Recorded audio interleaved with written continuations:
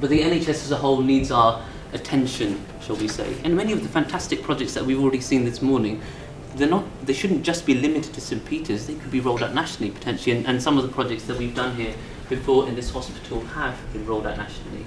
We've been talking about creating a culture of curiosity and creativity. Loads of amazing work's being done in the organisation. And we wanted to come together really a year later and kind of expose the progress that's been made, the energy that's there.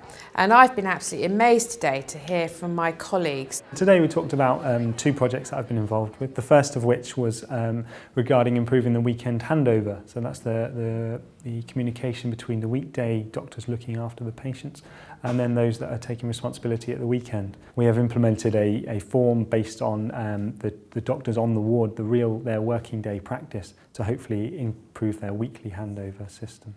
We've measured the results of our intervention, which it's made doctors' lives easier, but it's also made decision-making about patients easier for those doctors and provided senior input into important decisions. They've used an evidence-based approach to measure their impact. So it's not a case of them just saying to me, "Oh, Suzanne, this is really great for our patients." They've been able to demonstrate that through evidence that they've collected and analysed. So that brings a realness to it, a value to it maybe, in a way that we haven't necessarily seen before. We don't even understand what you're talking about. What do you mean quality improvement? What do you mean PDSA cycles? What do you mean run charts? What do all these things mean? And why should I get involved? Because the problem is that none of these light bulbs are switched on. And until they are, you will never ever get, widespread engagement. You won't. That is the problem. I think the theme that came out of today is that unless we empower everybody, the whole workforce, you can't make change from the top down. And actually, we see that in the community as well. And I think it's about engaging people from the bottom up, that even small changes that they might like to make will have a big impact as you go up the pyramid.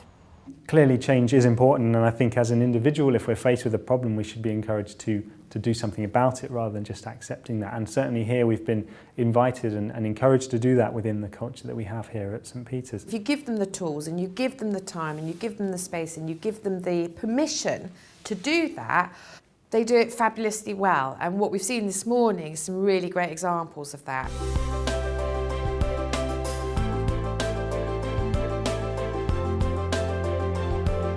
It was really exciting to see how we've empowered the younger generation of doctors to make quality improvements that have had an impact on patient care.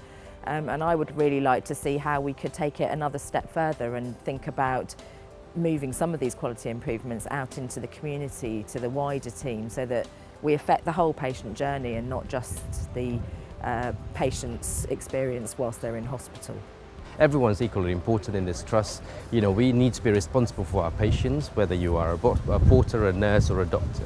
And I think working together to try and encourage that culture of change for improvement is really important. And I want to drive the message home by saying that actually we are all responsible for our patient care, and we want to strive for the best, and long live the NHS.